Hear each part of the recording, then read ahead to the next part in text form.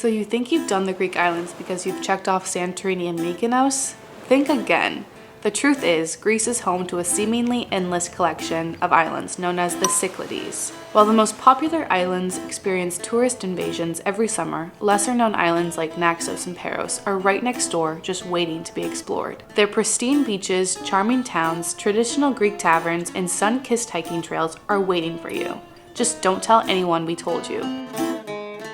Oh, Mykonos, our time went too quickly. We are leaving the island today. However, our time in the Greek islands is not over. We're gonna be taking a ferry over to the island of Naxos, which is right next to Mykonos and probably very similar as far as the layout. But what we've heard is that it can be a little less crowded, a little cheaper, thank God, and just maybe a little more convenient.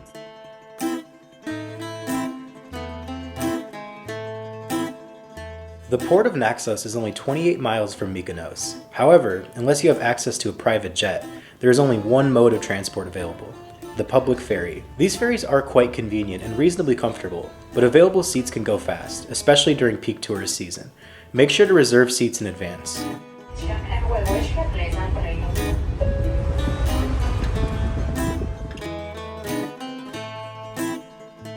The ferry ride took a little over an hour and dropped us right in the heart of Naxos City, the largest town on the island.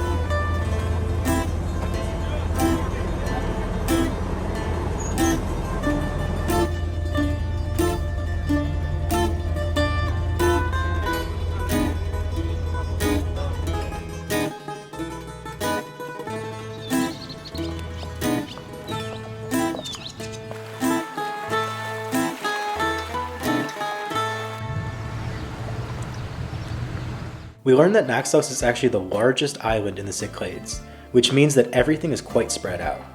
It took us 40 minutes in a taxi to get to our hotel from the port, although the drive was incredibly scenic.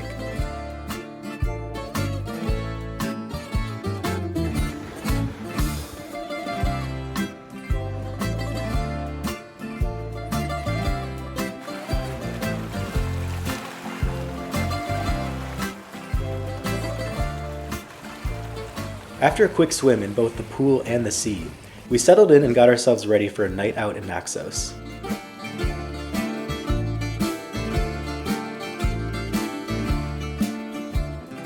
So Naxos is said to be one of the best food islands here in Greece, and we have not really tried traditional Greek food yet, except for some snacks.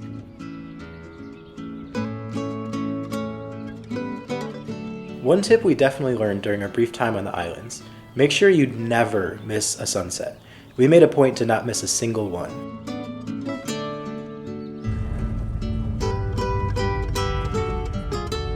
For dinner, we made our way to a traditional Greek tavern called Pharos. There were a few taverns down the road from our hotel, but we were told that Pharos was by far the best. The rest of the night melted away in a haze of Greek olives, octopus, traditional moussaka, and flaky, delicate, delicious fresh fish.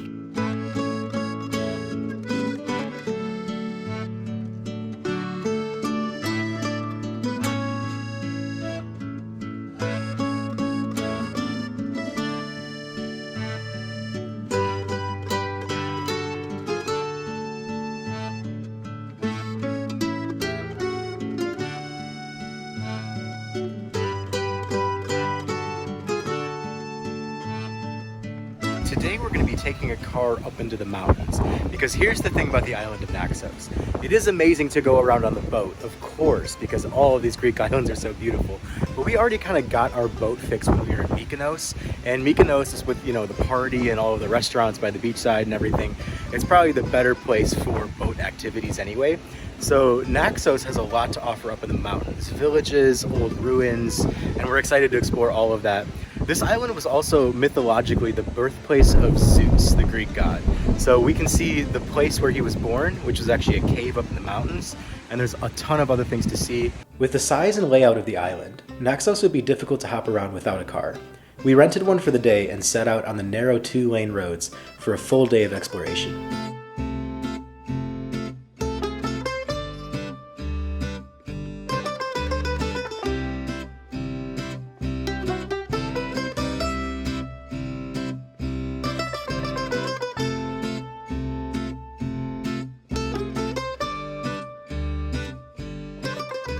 Stop number 1, the ruins of the Temple of Demeter.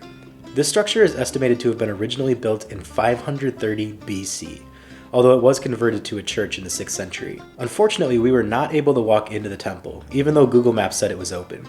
I guess the hours can be somewhat unpredictable towards the end of tourist season. We still enjoyed getting out and taking in the amazing landscape around.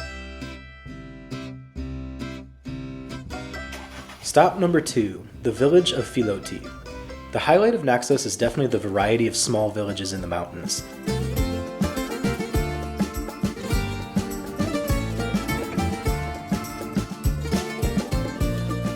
Filoti is home to only 1,400 people, but this is still one of the larger populations behind Naxos City.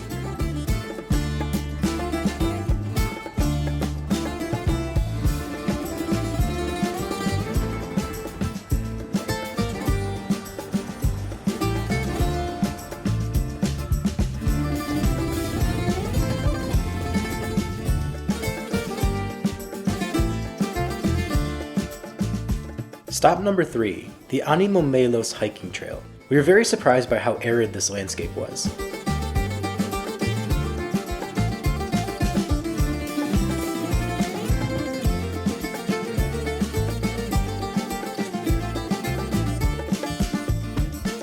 This trail leads all the way to the famous ruins of the Palailogo Tower, but we didn't make it quite that far.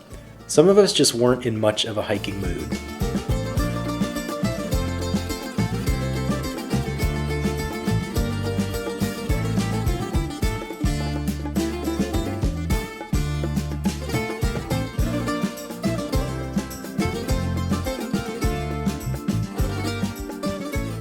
Stop number 4, the most picturesque village in Naxos in our opinion, Apeiranthos.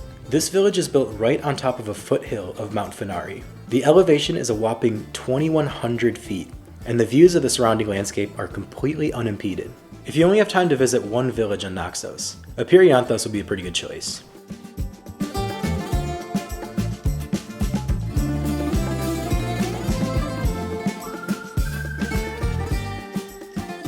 The final stop of the day, a restaurant outside of Apeiranthos called Rotonda.